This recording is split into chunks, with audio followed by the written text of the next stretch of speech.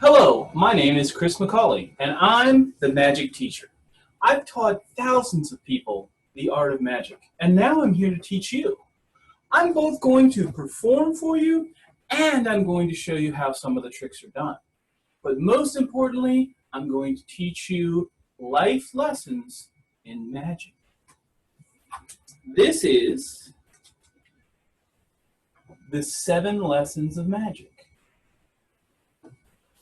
The first lesson is practice can move mountains. So I'm going to show you something that you can trick your friends with. It's really a lot of fun. And when you practice it, you'll get really good. And it's fun and it's silly. And everybody can do it. Everybody come up to your screen and hold your hands like this. Very good. I see you guys doing that. Good. I want you to go like this. 1, 2, 3. Good job. I want you to go like this. 1, 2, 3. Now I want you to do this. Put this thumb up and this finger out. Now you're going to switch. We'll do it slowly. This thumb comes down. This finger goes back. This finger goes out. And this comes up. And we're going to switch 3 times. Ready? 1, 2, 3. How did you guys do? I know. It's so difficult, isn't it? Part of it is because the right side of your brain controls your left arm, and the left side of your brain controls your right arm. But with practice, you can move mountains, and you can do this. So when you get done with the show, practice this back and forth, and then you can go to your friends and show them. It's a lot of fun. Our next lesson is learn lessons from history. So back when I was a kid, I heard about something. It was called U.F. Grant's rope trick.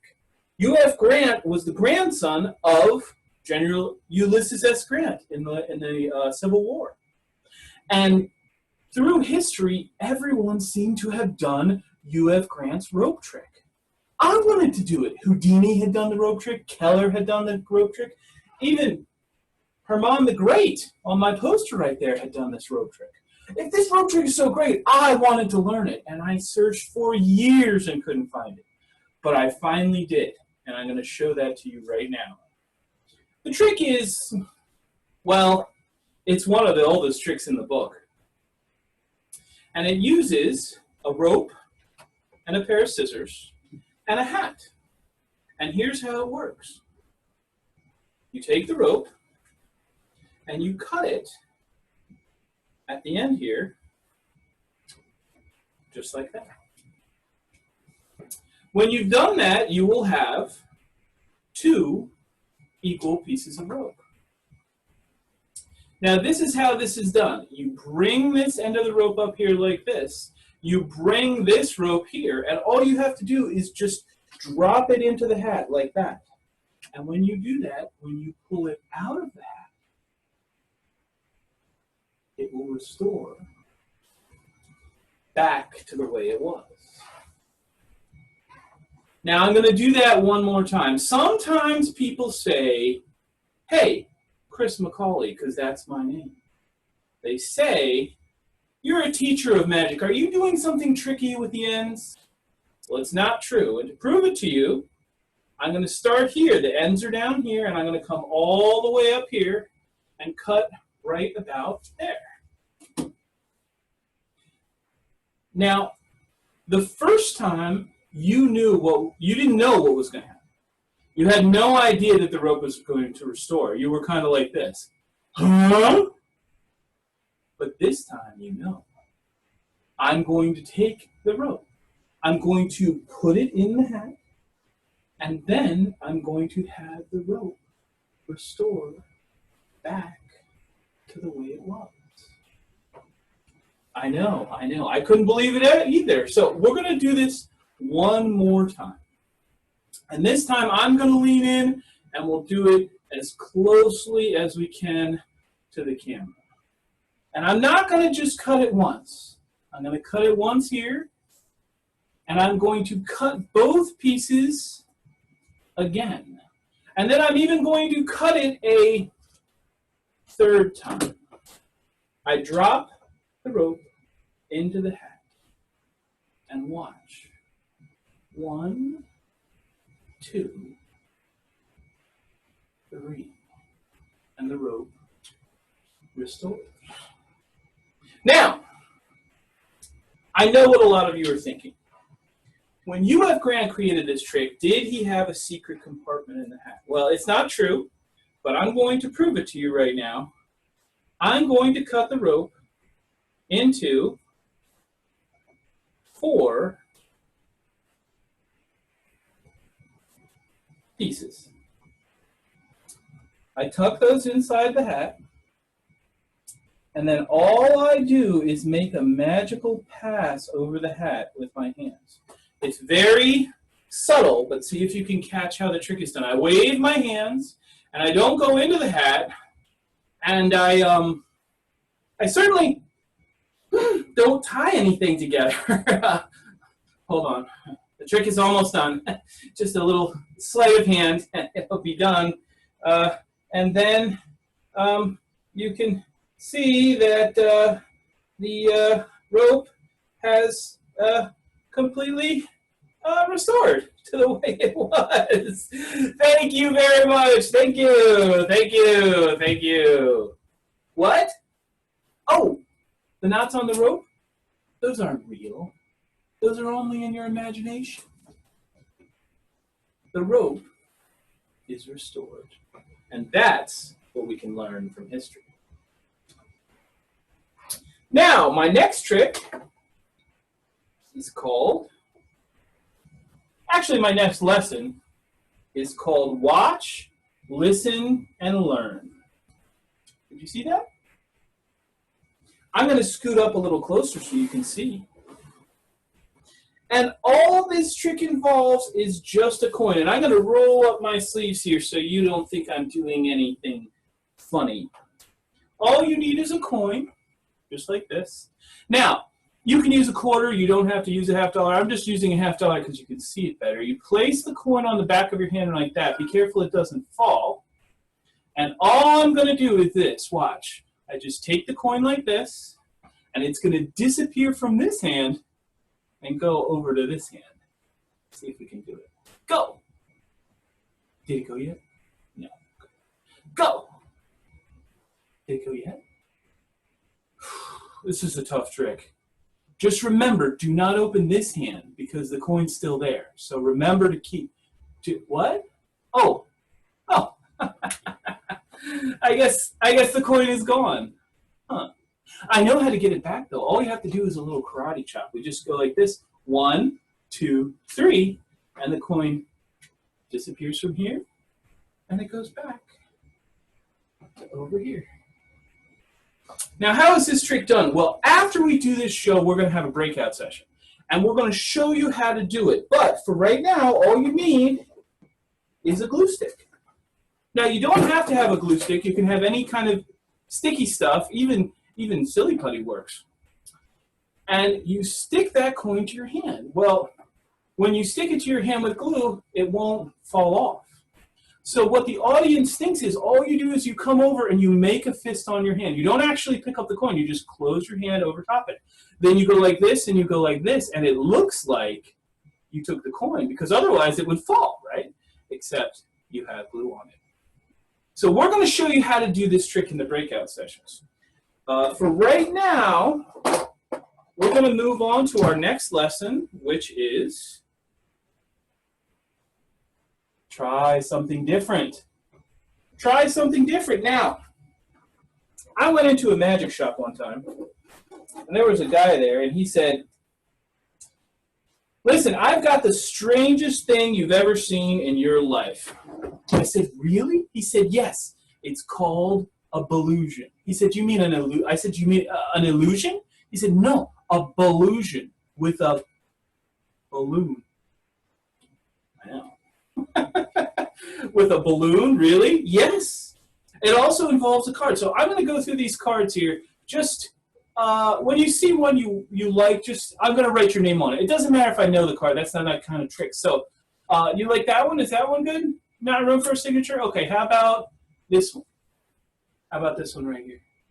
That's good. Okay. And what was your name? Steve? Okay, great, Steve. So you actually write the name on a person's card. I know, it's really strange. And he put it in the center of the deck, and then he said, look, here's what we're going to do. You can't actually do the Ballusion with too many cards, because if you do, the balloon's delicate, it'll pop. So he took a few cards, just like this, and he said, okay, we're gonna get rid of just a few of these cards. We don't want the balloon to pop. Okay? So he took the balloon, and watch, he took it and he crunched it up in his hand real tight. Okay? And he said, look, you put it on the deck, on the top of the deck, and you put it on like that, and get that on there.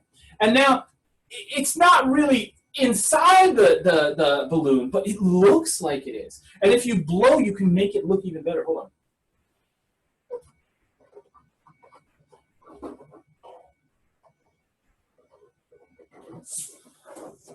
Like that. And if you grab it, and if you look at the camera, it looks like the deck is inside the balloon. It's really just in front of it, but if you wanted to go inside the balloon, he said all you have to do is say abracadabra and watch. Watch. And the deck of cards goes inside the balloon. I told you we were going to try something different. And sometimes when you try something different, it really pays off. We're going to do it again. We're going to do something even more different. We're going to shuffle the cards inside the balloon.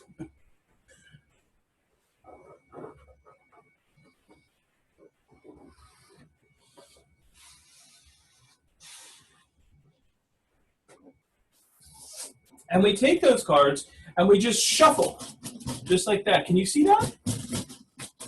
Shuffle all the cards. And now all we're going to do is, as we shuffle, he would just grab the balloon and take one card out. And that card is your card with your signature on it. And that's why we should try something different. Now, our next lesson, magic is the future of science. You know, a famous man, whose name I can't remember, once said, any technology sufficiently advanced is no different than magic. Magic is science, and science is magic in a way. I'll show you what I mean.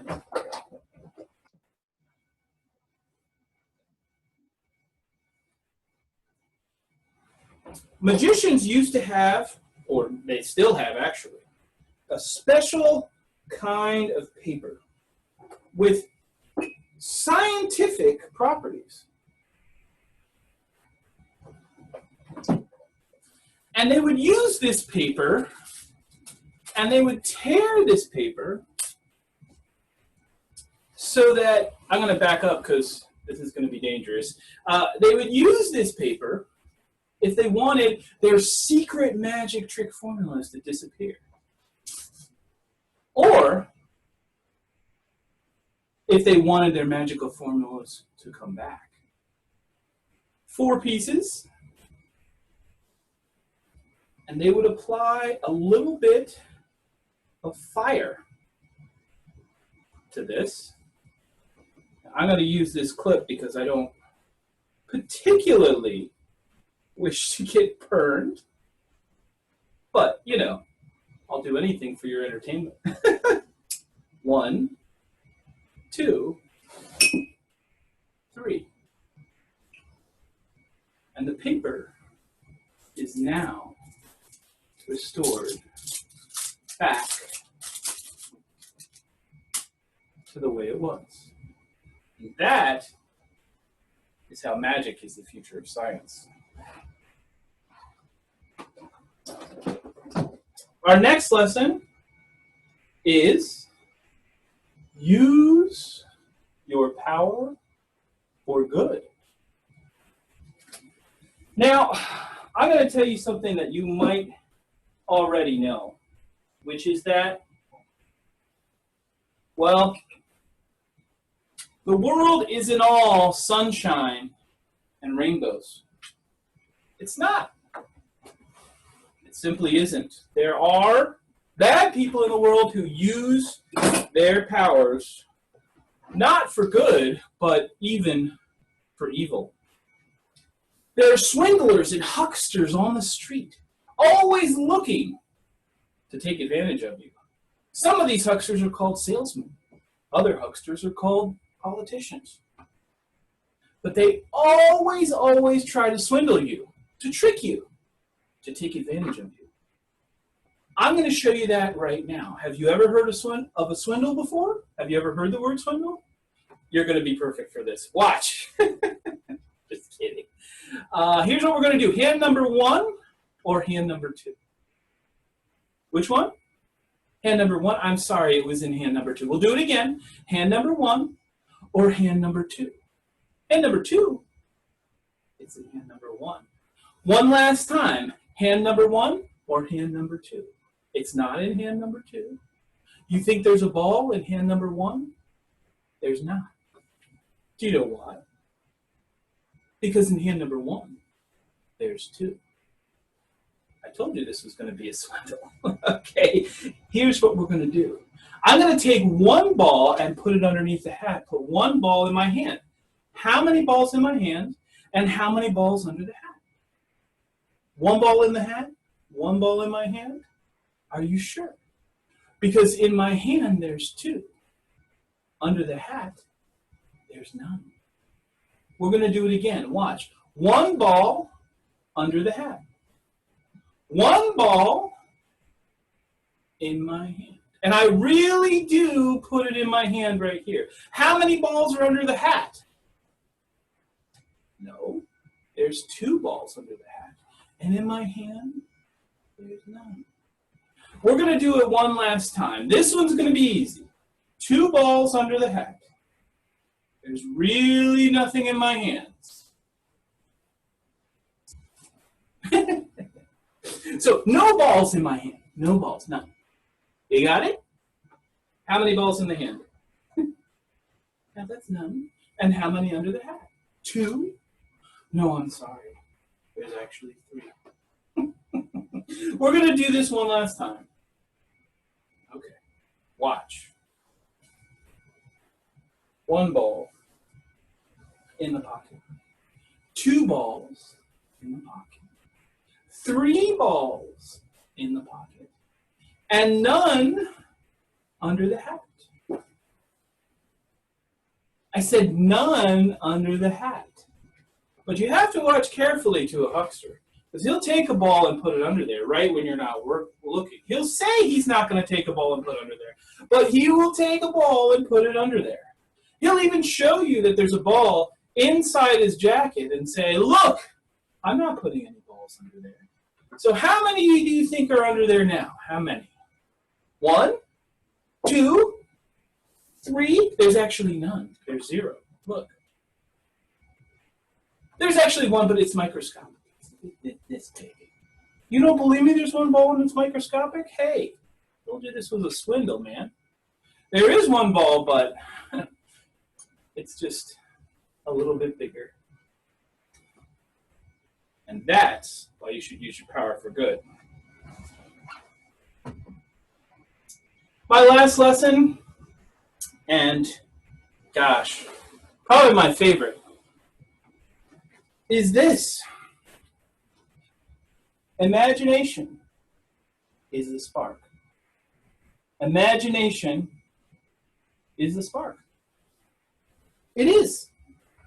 Imagination is the beginning of any idea, of any plan, of any goal. You have to imagine it first.